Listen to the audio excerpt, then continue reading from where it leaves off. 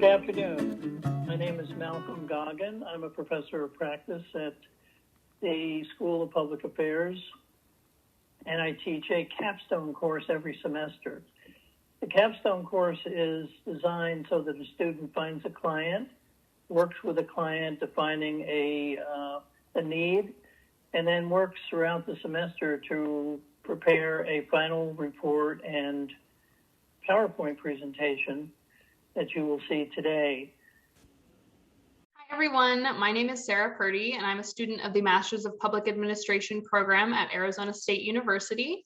And I'm currently in the Public Affairs Capstone course instructed by Dr. Malcolm Goggin. And I'm very excited to be a part of the Spring 2021 partnership with the City of Peoria through ASU Project Cities.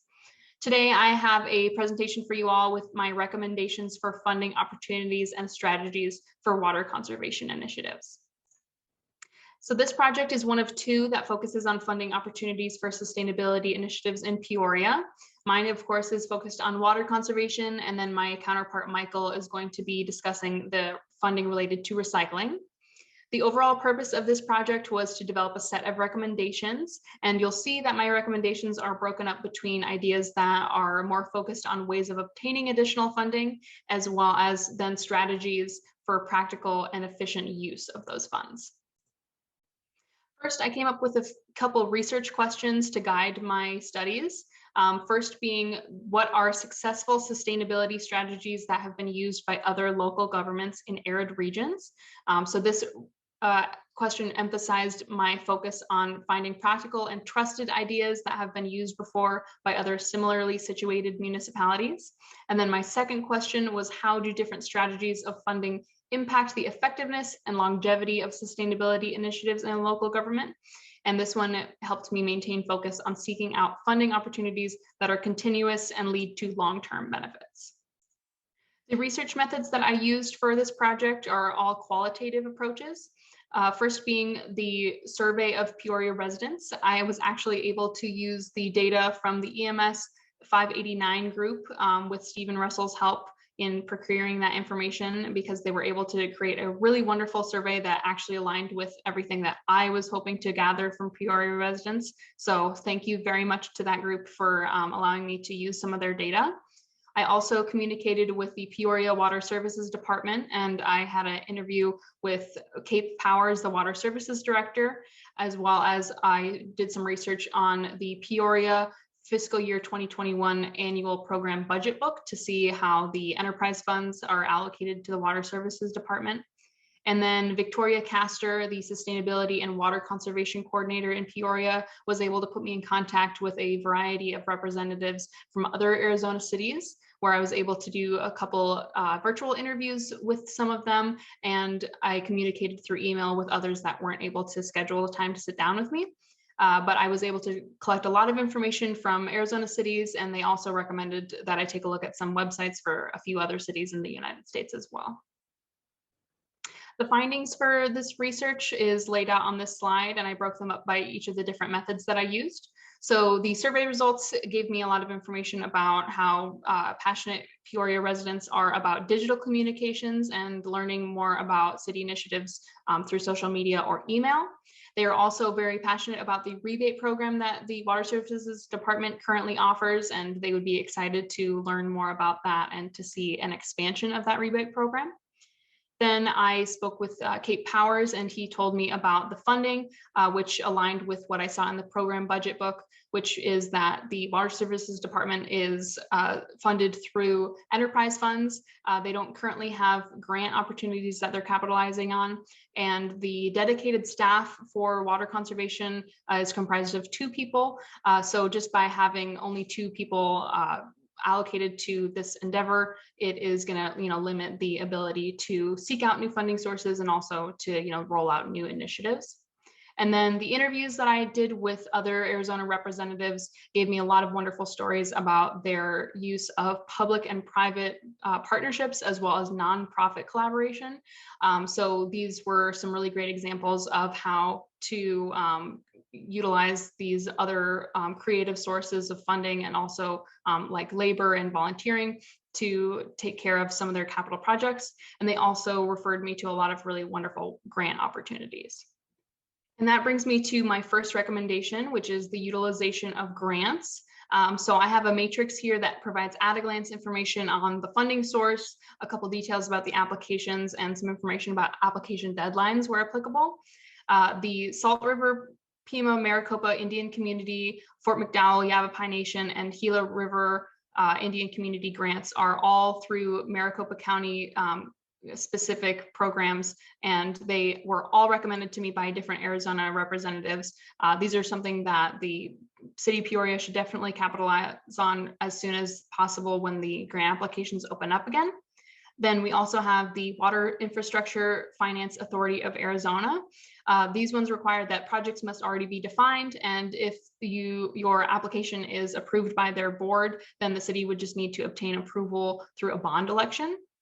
Then we have the Bureau of Reclamation. This is an organization tailored to the Western United States, and their applications also require that the projects must already be defined. However, you can submit multiple applications for different projects, and the fiscal year 2022 grants should open up a little later this year for applications to be submitted. We also have the Salt River Project community grants, which are actually already used by the aquatics team over in Peoria.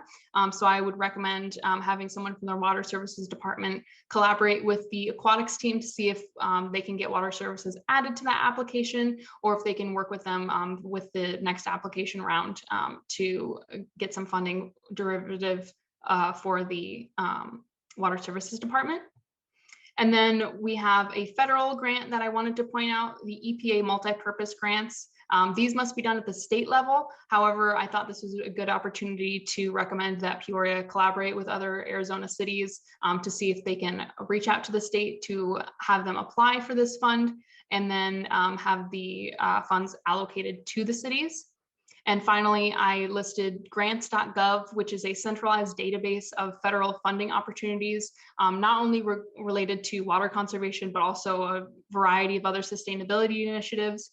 And this website also includes some guidance and grant writing tips, which is a really great resource for Peoria, especially because you currently use grant funding for water conservation. So hopefully the resources on that website would make it a lot easier to implement this new strategy of funding.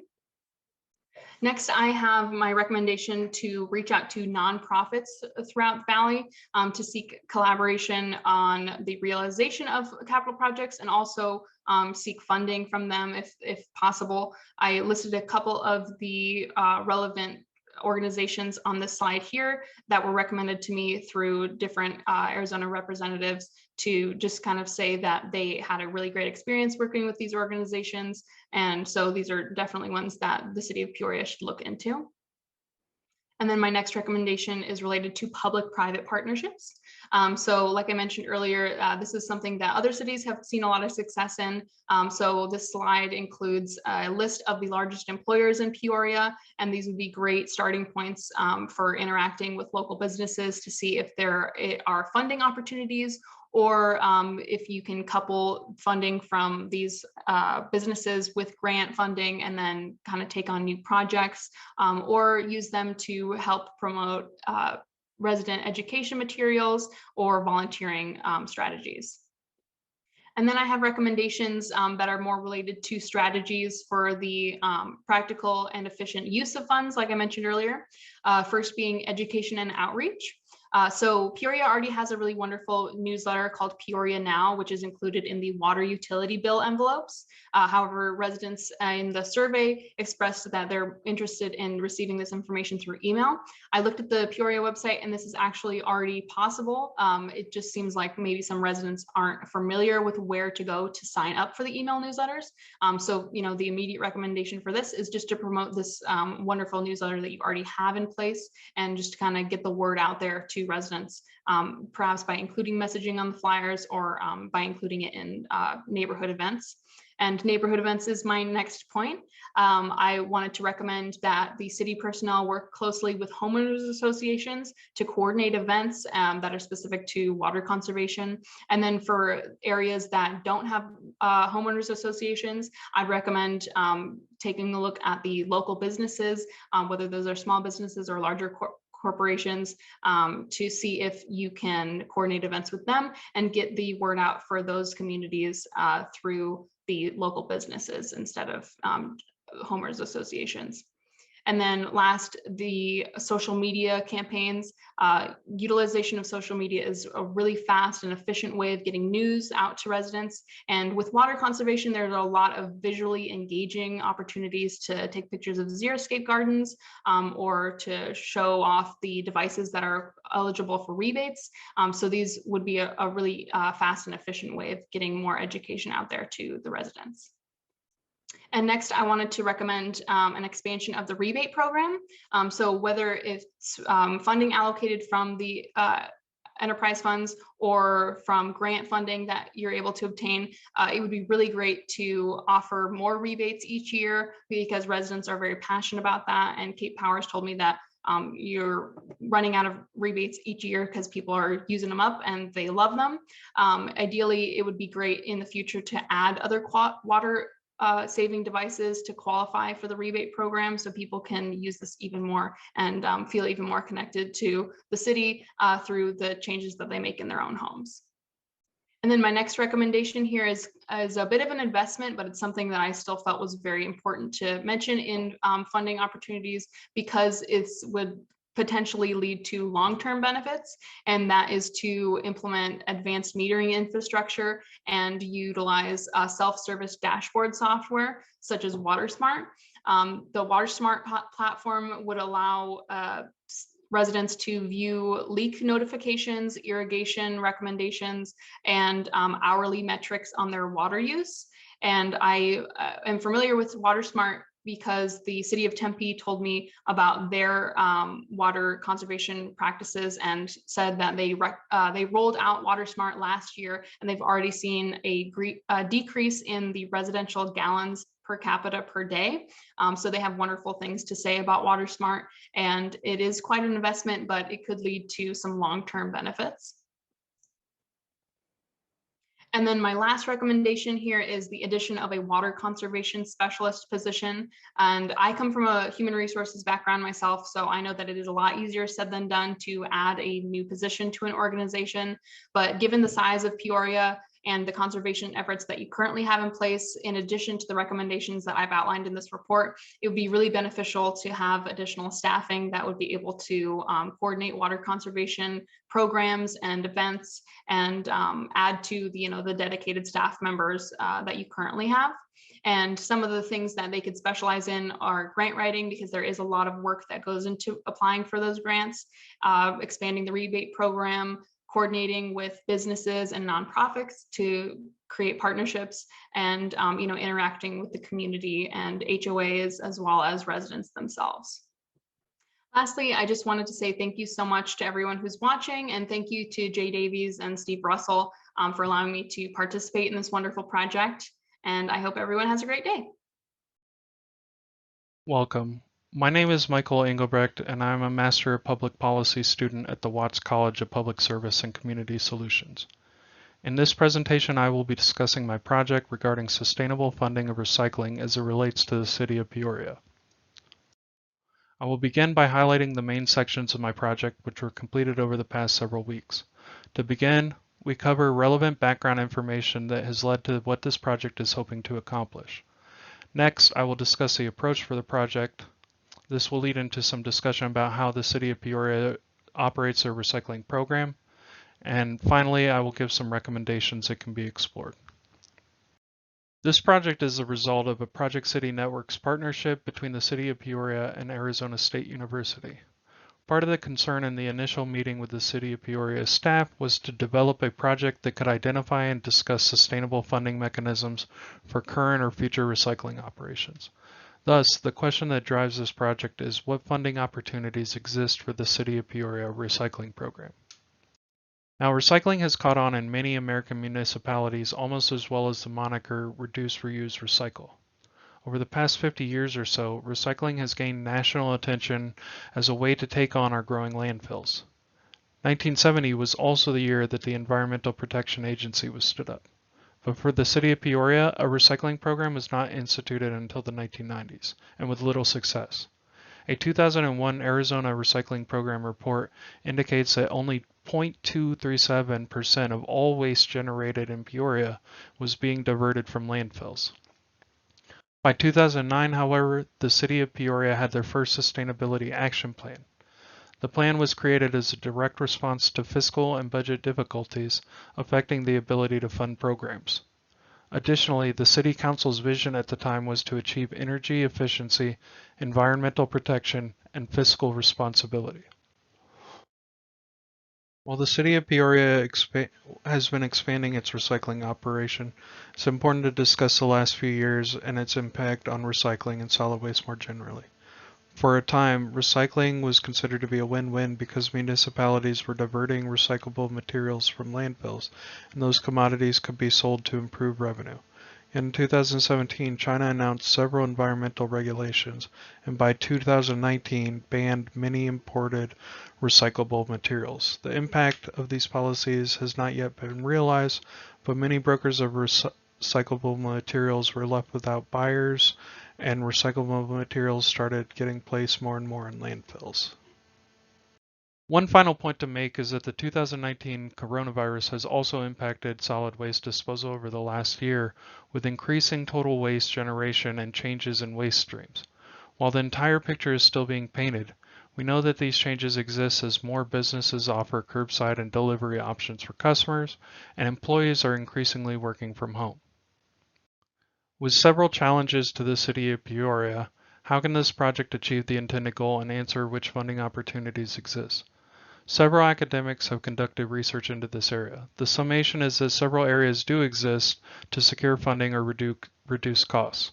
This can be done with consistent and impactful funding from three sources: customers, businesses, and government. In terms of costs, academics have also cited the same three sources as a means to shift responsibility to or partner with in order to achieve shared outcomes. In one example, customer fees and taxes can have two effects. By identifying appropriate pricing and cost incentives to increase participation and reduce contamination, cities are both generating revenue while also shifting responsibility of proper waste separation to customers. Additionally, weighted or pay-as-you-throw waste programs encourage customers to reduce waste in accordance with their budget. Another piece of literature to be discussed has to do with producer responsibility over waste, otherwise known as extended producer responsibility. This suggests that producers are mostly, if not entirely, responsible for the outcomes of their waste, either by recollection or directly financing disposal programs. However, we can recognize that without any significant legislation at the national level, it is not a route to increase revenue nor shift costs. By identifying several strategies to improve funding or reduce costs in the literature, we still have to ask, how does the city of Peoria currently operate its recycling program and apply this knowledge and understanding to their specific needs? Thus, the methods in this project have followed that of a single case study on the city of Peoria recycling program, better understand what and how specific funding mechanisms are being utilized. Additionally, for analysis, several criteria should be considered. Here we have an example funding matrix that was drafted for this purpose. The City of Peoria Recycling Program is offered through the Public Works Solid Waste Division. The SWD is responsible for the collection of solid waste and transport to disposal locations or transfer facilities. There are, however, no landfills or transfer facilities in Peoria. This means that the city must enter into contract with neighboring cities or entities to dispose of its waste and process its recycling.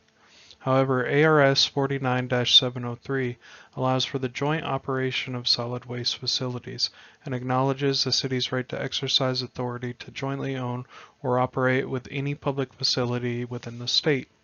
It also expresses that municipalities can enter into intergovernmental cooperative agreements for this purpose. Peoria had entered into such an agreement with the Phoenix Materials Recovery Facility and invested $1 million for the purpose of improving machines and conveyors while gaining credit to offset costs like processing fees. Similarly, another agreement was entered to expand the Glendale landfill, gaining credit also to offset tipping fees. Each of these investments do not satisfy the need for a sustainable approach, as growth of such facilities may be limited and credits will be spent over time. However, entering into such agreements should be considered when evaluating whether sources of revenue will be effective long term. Other functions of the SWD pertaining to recycling consist of outreach, education, and inspection. These roles serve to guide customers to increase recycling but also prevent contamination of recycled goods. Each of these efforts will not improve direct financing, yet the efforts do not go unnoticed. Both are referenced as goals of the SWD and can potentially be tied to the diversion rate and rejection rate of recycling. As an enterprise service of the City of Peoria, the SWD does more than just educate and inspect. Rates also are applied monthly. These are combined trash and recycling charges which tie the recycling program directly to trash disposal. Through the current fee structure, neither recycling nor trash disposal incentivize nor disincentivize each other. A Blue Lid pilot program has also been approved by the City Council of Peoria. As part of a recycling partnership grant program, the city has been awarded funding to affix blue lids on current curbside recycling containers. A baseline audit will measure contamination of recycled materials from 2,600 homes. Then once the lids are replaced, another characterization audit will be performed. The pilot is yet another example of funding that is not meant to be sustainable, yet could lead to long-term results. But other opportunities exist for external funding through nonprofits and state or federal government. Still, this does not achieve the city's goals, as such programs are intermittent and often require changes not central to expanding the SWD recycling program. Through other City of Peoria and Arizona State University collaborative efforts, textiles, polystyrene, and green waste are also being explored as initiatives to divert more while retaining costs. However, there are also the under-discussed benefits of partnerships with organizations that are able to fund directly or conduct research on the behalf of the City of Peoria. Innovative recycling techniques and frameworks or comprehensive studies employed at Arizona State University could directly affect decisions that improve revenue in some way. In other instances, nonprofit partnerships also are considered to lead to grants and loans, but perhaps this relationship can be used to solicit funds for pre-approved city goals. Having discussed several facets of the City of Peoria's recycling program, it's time to turn to some recommendations. Proposition 1 is a recommendation to implement sustainable funding criteria into SWD planning. Currently, there are budgeting processes that allow for a balanced budget to be maintained, but it appears that the environmental, social, and financial aspects of decision-making can be mutually exclusive instead of a framework that incorporates all types of decisions. Proposition 2 is to suggest that the single most sustainable source of funding is and will always be the customers. Customers are used to engaging in fiscal decisions that require choice. By continuously evaluating the cost of collection, transport, or disposal, the SWD enterprise should provide a tiered and flexible pricing structure that is measured in the same way it is sold, whether that is weight or volume. And lastly, Proposition 3 recommends that investment is considered for data systems and smart technologies that could improve inefficiencies. Data could be used to improve distribution for bins and vehicle routes, while sensor technology could be used to monitor high-impact areas for trash and recycling, saving time and other resources to attend to rather than attend to assets manually. With that, this concludes my presentation.